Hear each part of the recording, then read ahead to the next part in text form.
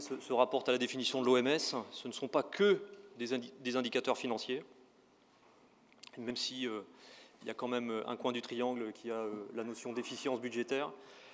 Et la définition de la performance en santé selon l'OMS, c'est la qualité de l'accompagnement des soins ou de l'accompagnement de l'usager. Ce sont les conditions de travail, la qualité des conditions de travail, et l'efficience budgétaire économique. On est dans toutes nos approches à la NAP sur ces trois approches. Ça, c'était le premier mot introductif. Et sur les méthodes qui sont utilisées à la NAP, elles sont comparables à celles que j'entendais tout à l'heure concernant l'UNIOPS. En 3 temps, on essaye de repérer ou de construire avec les acteurs de terrain que vous êtes des outils les plus intelligents possibles. Ils ne sont pas idéaux, ils ne sont pas parfaits et ils sont amenés à évoluer, j'espère. Deuxième temps, on les teste. Et troisième temps, on essaye de les déployer au plus grand nombre. Alors, on est plutôt positionné actuellement sur le champ sanitaire, mais nos interventions montent en charge sur le domaine du médico-social. Et vous avez peut-être entendu parler de l'expérimentation d'un tableau de bord, avec des indicateurs. Je vais donc plutôt zoomer sur, pas plutôt d'ailleurs, complètement sur la thématique de la coopération, avec un rappel sur quelques enjeux de la coopération, mais avec ce qui a été évoqué ce matin, ça ne va pas être le cœur de mon propos. Et 2 autres temps plus opérationnels par rapport à ce qui a été dit ce matin, qui sont vraiment issus de ce que nous avons pu constater sur les 12 retours d'expérience avec lesquels nous avons travaillé sur ce projet. Je rebondis sur ce que vous disiez tout à l'heure, docteur Henria. Le schéma que vous avez sous les yeux fait un zoom sur le champ médico-social uniquement dans le champ handicap et personnes âgées. Je défie l'usager lambda de décrypter ce schéma. Alors, on pense à l'usager, mais je défie aussi les acteurs sanitaires de décrypter ce schéma. Bon nombre d'acteurs sanitaires, quand on leur parle du champ médico-social, avec un EHPAD, avec un FAM, un IME, qu'est-ce que c'est que ça? Ils nous regardent avec des grands yeux, et notamment des professionnels, des très grands experts que l'on rencontre dans des instances nationales. S'ils ont une casquette sanitaire, ils ne connaissent absolument pas le médico-social, et inversement. Donc les usagers, ils sont très très loin de cette lecture. Rajoutons à ça, uniquement sur le périmètre que j'évoque là, à peu près 30 000 établissements et services, une quarantaine de fédérations représentatives, je dis 40, vous savoir si c'est 35 ou 45, je suis bien incapable de le dire. Donc c'est un peu compliqué, un peu atomisé tout ce secteur. Et encore, on n'a pas la protection de l'enfance, on n'a pas le secteur social. Bon, c'est un domaine que vous connaissez cet état des lieux. Mais quand on travaille sur une coopération, tout de suite on se heurte à ces difficultés d'illisibilité entre les acteurs. Sur les 3 enjeux qui sont vraiment ressortis de manière prégnante dans la démarche que nous avons menée, promouvoir les parcours de santé, intégrer la logique d'appel à projet et mutualiser les ressources. C'est les 3 éléments qui à chaque fois ont été mis en évidence par les acteurs. Ça ne veut pas dire qu'ils les ont complètement intégrés, mais de manière globale, donc promouvoir les parcours de santé. Comment est-ce qu'on répond aux besoins vieillissement, polypathologie, insertion dans la vie ordinaire des personnes handicapées. On a vraiment là des nouvelles réponses à construire au-delà de sa propre entité, de son propre périmètre de gestionnaire. Et ça concerne également des grosses associations qui gèrent 50 ou 100 établissements. Il faut aller vers le sanitaire. Il faut pouvoir, pour les personnes handicapées psychiques, avoir un peu de sanitaire, un peu de médico-social, un peu de social, aller vers l'emploi.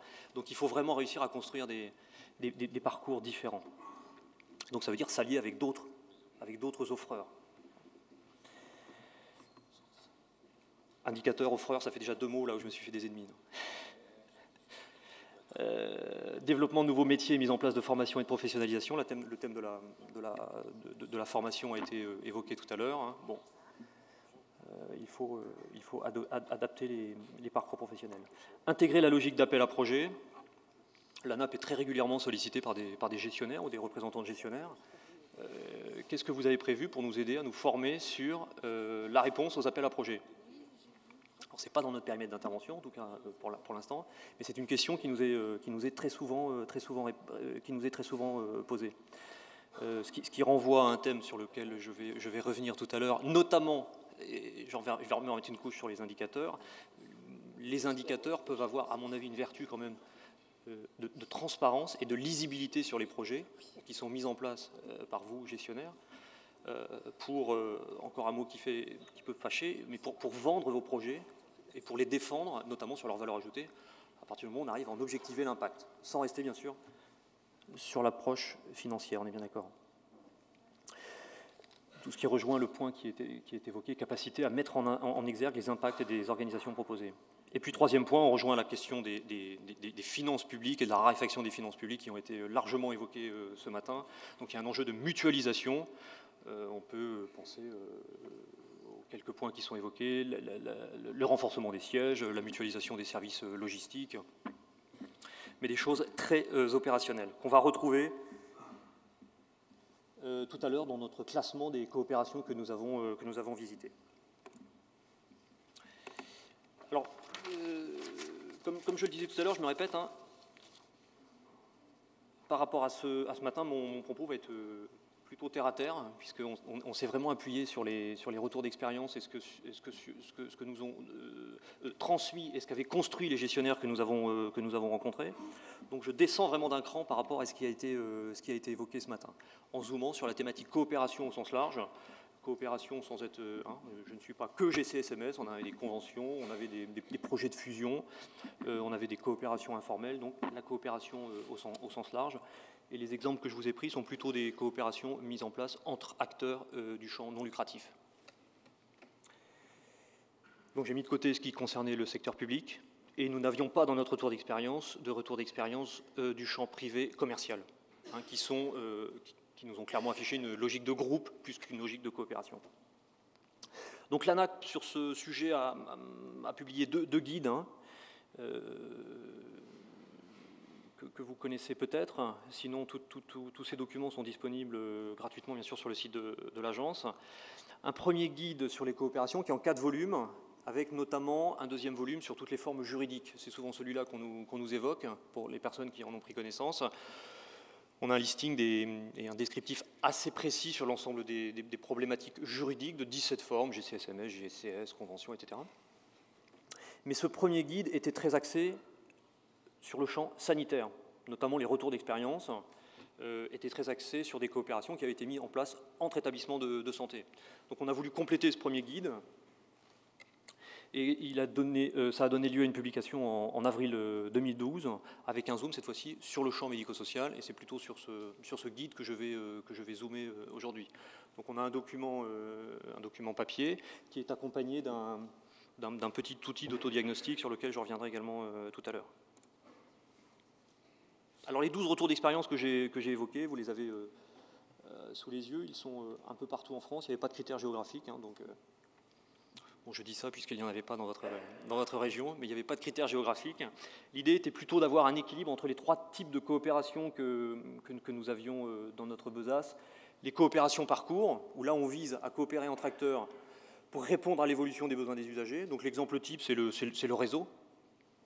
Réseau de santé, on peut penser par exemple, c'est les structures les plus abouties juridiquement, mais on a vu aussi des conventions. Là, on est sur les coopérations qu'on appelle les coopérations parcours. Deuxième type sont les coopérations efficience. Donc là, on vise vraiment l'efficience au sens le plus barbare du terme. On cherche à faire des économies d'échelle, à mutualiser, à mettre en place un siège interassociatif. Voilà, on est sur une coopération efficience, mais au sens budgétaire, économique. Et puis troisième type, on l'a isolé. On aurait probablement pu le rattacher aux coopérations efficience, mais il y avait vraiment une problématique qui avait déjà émergé dans le premier guide, c'est les coopérations isolement. C'est-à-dire on est plutôt en zone rurale et on a un problème à recruter du personnel qualifié. Donc le premier, il a 0,1 ETP de psychologue, le deuxième en a 0,2, le troisième 0,5. Voilà. L'idée, c'est de mutualiser cet ETP, même si mon calcul ne fait pas exactement un ETP. Pour pouvoir attirer et fidéliser ce professionnel. Donc on les a appelés les coopérations isolement parce que ça donne lieu à des coopérations bien particulières dans la structuration et dans les conditions de mise en place de ces coopérations.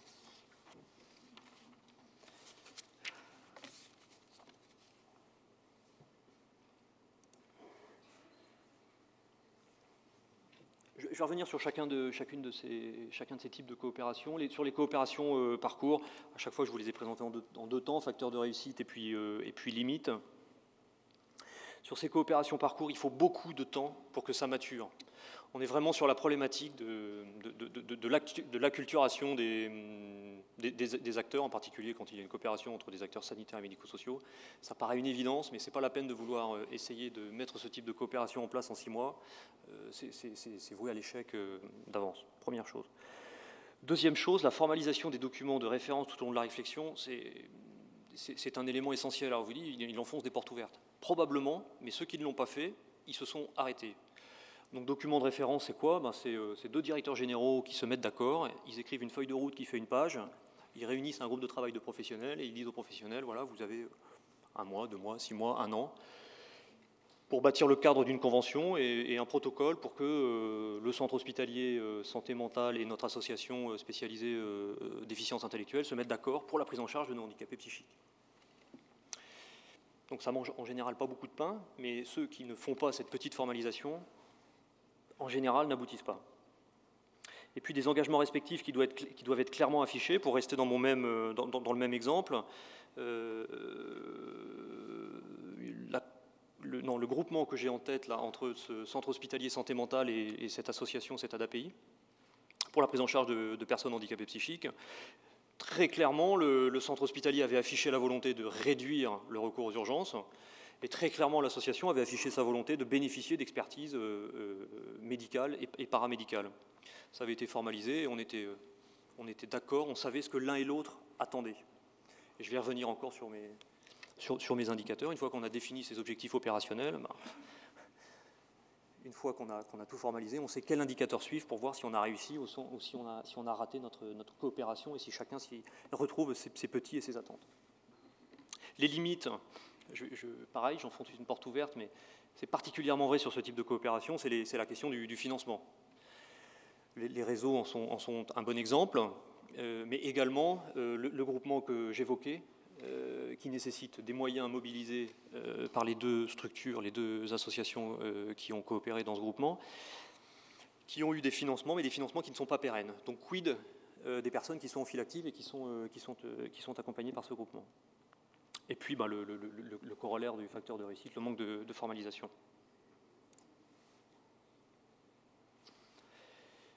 L'exemple que je vous citais tout de suite, il y a 30 secondes, ce n'est pas celui-là. Fil rouge 35, peut-être que certains d'entre vous le connaissent, dans l'Ille-et-Vilaine.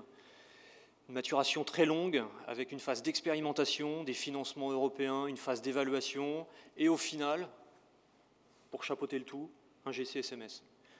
Donc ce n'est pas neutre que le GCSMS vienne au final, parce que finalement l'entité juridique dans ce processus n'a été vraiment qu'accessoire par rapport à toute la réflexion et la maturation et l'échange entre les différents acteurs qui se sont mis autour de la table. Donc là, les différents acteurs, c'est une association du champ médico-social, un centre hospitalier de santé mentale et les acteurs du champ social au sens très large, insertion, pôle emploi. Et donc l'idée, c'est d'avoir un accompagnement le plus large possible pour les personnes handicapées psychiques sur le champ social et insertion professionnelle. Donc la phase de maturation très longue, je l'évoquais, et un accompagnement aussi. Les financements européens ont permis d'avoir un accompagnement en termes de gestion de projet et accompagnement sur la formalisation juridique. Accompagnement qui fait souvent défaut, et j'entends ce que vous pensez sur le défaut de financement pour avoir ce type d'accompagnement. La recherche de compromis. On a fait des compromis sur les personnels, par exemple, sur les formes juridiques qui allaient conduire à l'intervention des différents professionnels. La grosse association médico-sociale qui portait principalement le projet a accepté d'être sur une absence de majorité bloquante de sa part. Donc elle a fait un pas, elle a dit ok, moi je joue le jeu, on va être sur des parts égalitaires. Donc chacun a pu faire un pas pour que l'autre en face puisse avancer. Et puis dernier point, il est dans le bas de la diapo, c'est pas par hasard, le GCSMS, finalement on l'a un peu tordu. Alors on est dans la légalité, je vous rassure, si vous les contactez. Mais voilà, on a inventé un peu une catégorie qui était un peu en dehors, ou on a tordu un peu la définition, comme ça, ce qui permettait à des acteurs non mobilisables dans un GCO-SMS juridiquement de rentrer sous une forme avec un nom, voilà, avec un nom différent. Ce sont des acteurs, je ne sais plus comment. On a distingué les membres sociétaires et les membres associés. Ce qui, dans les votes, finalement, on s'y retrouve. Mais on a réussi à faire rentrer dans les clous pour que la coopération persiste. C'est un message sur lequel je reviendrai tout à l'heure. Le projet a 100 fois plus d'importance que la forme juridique. Sur les coopérations efficience, ce sont les deuxièmes types de coopération que nous avons visités. Donc la motivation, généralement, on a des difficultés à faire face seul. Et là, typiquement, 3 associations qui cohabitent, on est dans des zones rurales, on a du mal à recruter, on a du mal à répondre aux obligations législatives, on veut recruter un qualiticien, voilà. Enfin, on est tout seul, on a des idées, mais on ne sait pas par quel bout le prendre, on se met ensemble, et voilà. L'idée est souvent là. Parfois, c'est boosté par un facteur exogène, alors c'est dire poliment l'arrivée dans un département, par exemple, d'une grosse association nationale, qui d'un seul coup, les 3 associations se disent « Oh là, on va peut-être se regrouper pour être plus fort et pour éviter que cet acteur national vienne nous prendre, je mets des guillemets, des parts de marché trop importantes ».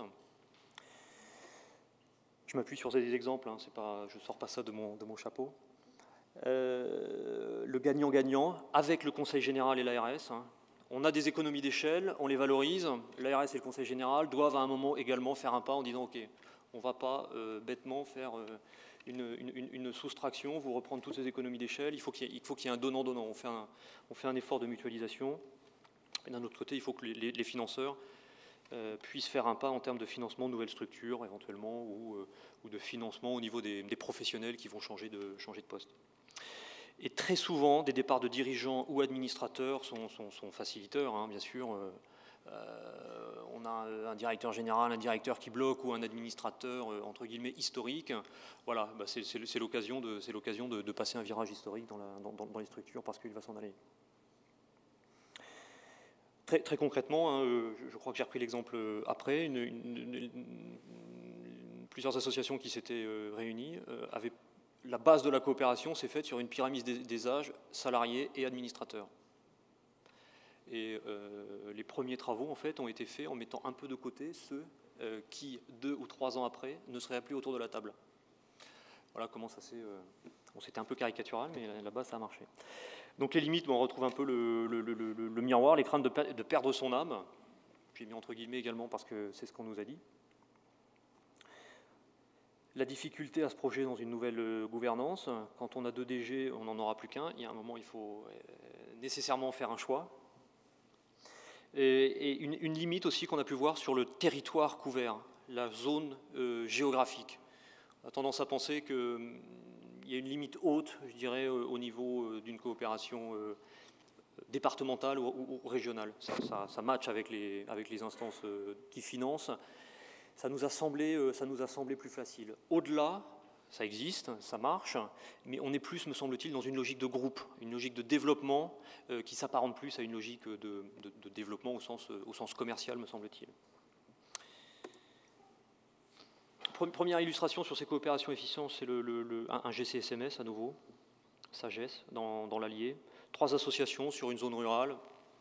C'est l'exemple que je vous évoquais sur l'arrivée d'un opérateur national sur le territoire qui a fait que les 3 présidents et les 3 directeurs se sont rencontrés avec un échange au début informel et puis on s'est rendu compte qu'il y avait quelques éléments de bon sens qui étaient partagés par les trois associations.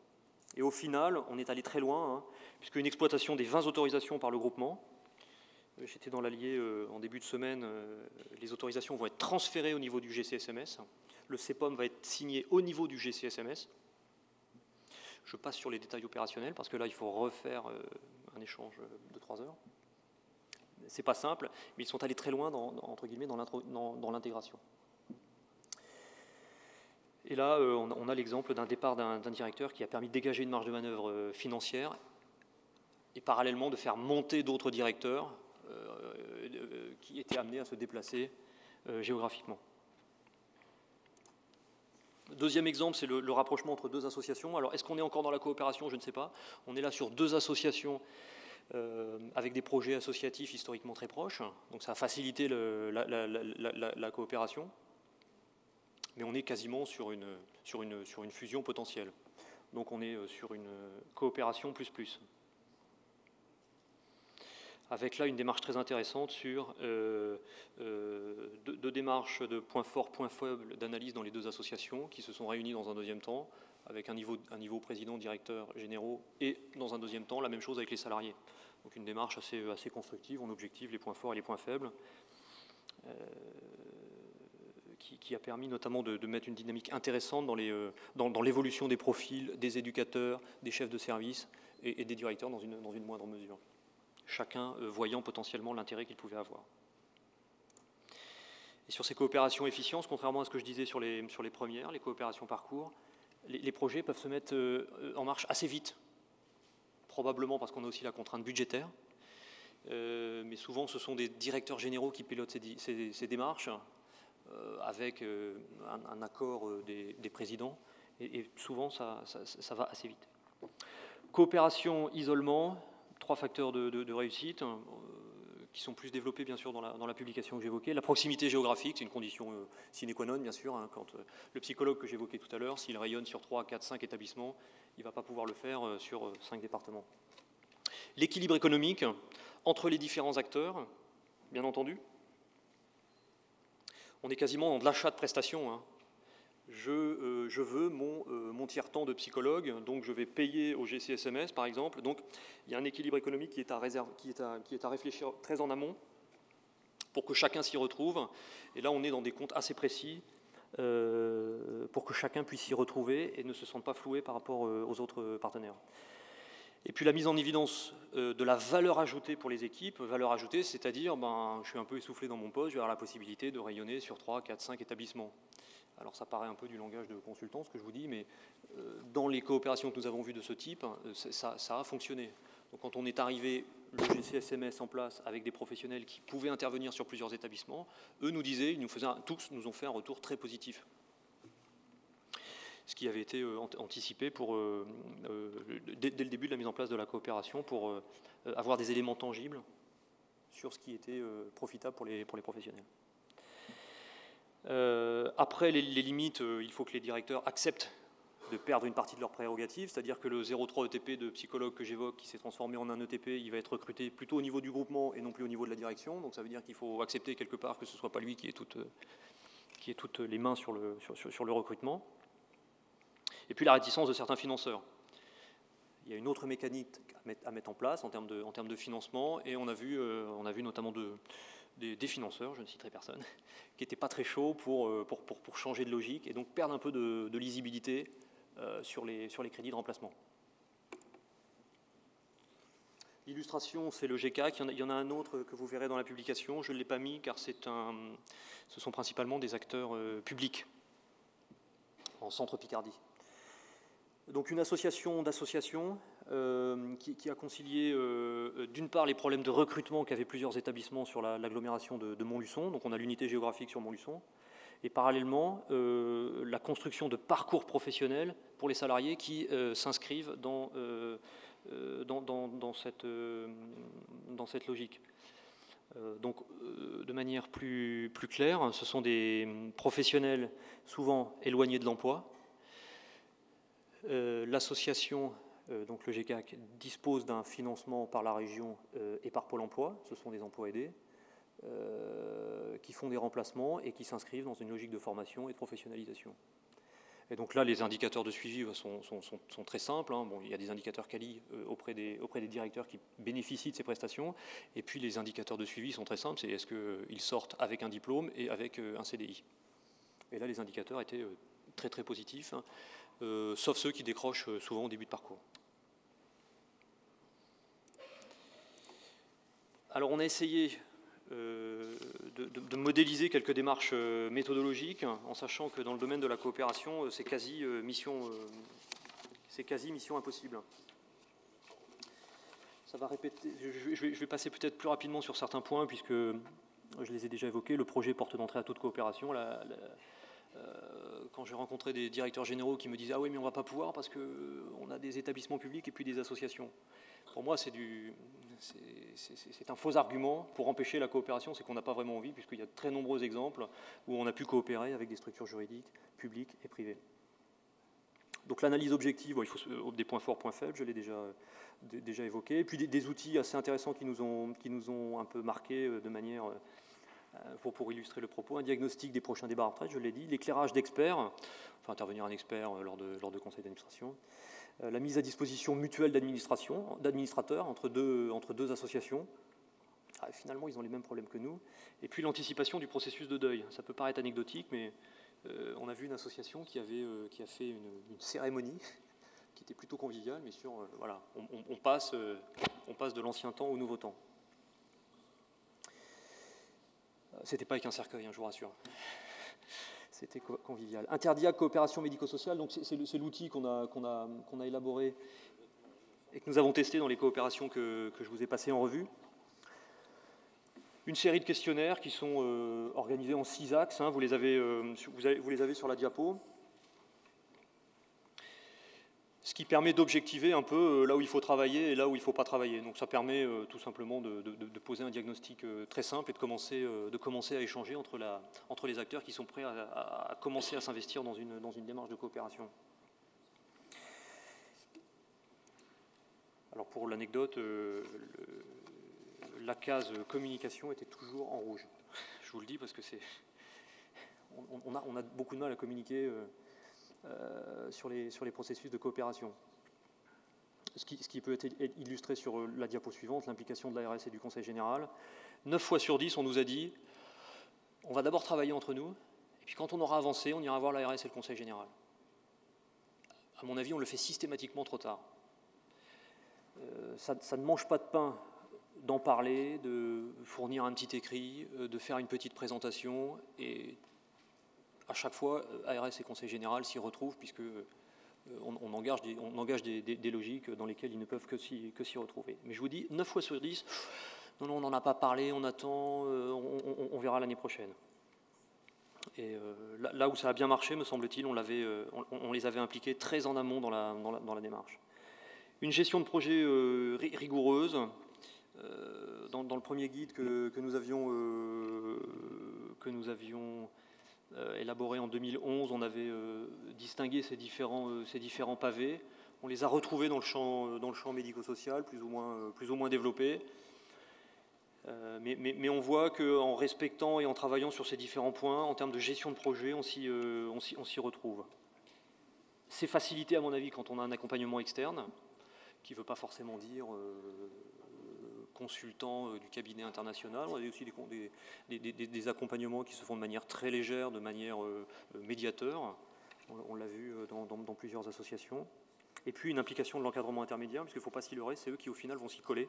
C'est eux qui vont aller vendre la coopération auprès des troupes. Et si on ne les met pas très tôt dans la boucle, on ne se facilite pas la démarche et la réussite du projet. Et puis pour terminer, pour boucler la boucle, je reviens sur mes indicateurs. Je ne serai pas à la nappe sinon. Et puis ce qui permet de boucler avec ce qui était évoqué tout à l'heure. Il y avait 2 questions qui étaient évoquées sur la notion d'indicateur.